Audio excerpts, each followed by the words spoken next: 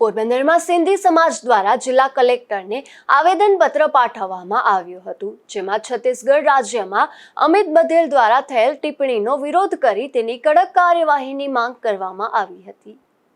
છત્તીસગઢ રાજ્યમાં અમિત બધેલ દ્વારા સિંધી સમાજ તથા સિંધી સમાજના ઇષ્ટદેવ ભગવાન શ્રી ઝૂલેલાલના વિશે અભદ્ર ટિપ્પણી કરવામાં આવી હતી, જેને લઈને પોરબંદર સિંધી સમાજમાં રોષ જોવા મળી રહ્યો છે। ત્યારે પોરબંદરની સિંધી જનરલ પંચાયત દ્વારા અમિત બધેલની ટિપ્પણી બાબતે તેની સામે કડક કાર્યવાહી થાય તથા જાહેરમાં તેના દ્વારા સિંધી સમાજની તથા ઇષ્ટદેવ ભગવાન શ્રી ઝૂલેલાલની માફી માંગવામાં આવે તે માટે વિરોધ પ્રદર્શન કરાયું હતું, જેમાં સુદામા ચોક ખાતેથી કલેક્ટર કચેરી સુધી રેલી સ્વરૂપે મોટી સંખ્યામાં સિંધી સમાજના લોકો કલેક્ટર કચેરી સુધી પહોંચ્યા હતા, જેમાં સિંધી સમાજની સૌ પંચાયતો, આગેવાનો અને થલી ગાદીપતિ સાહેબ મુલણ શાહ, ગુરુ નાનક મંદિરના ગાદીપતિ દિનેશભાઈ સાહેબ, ઉત્તરાધી સિંધી પંચાયતના પ્રમુખ રવિભાઈ નેભનાણી, ઉપપ્રમુખ ભીખુભાઈ ભવનાણી તેમજ રવિભાઈ દરિયાણી સહિત સિંધી સમાજના અન્ય આગેવાનો અને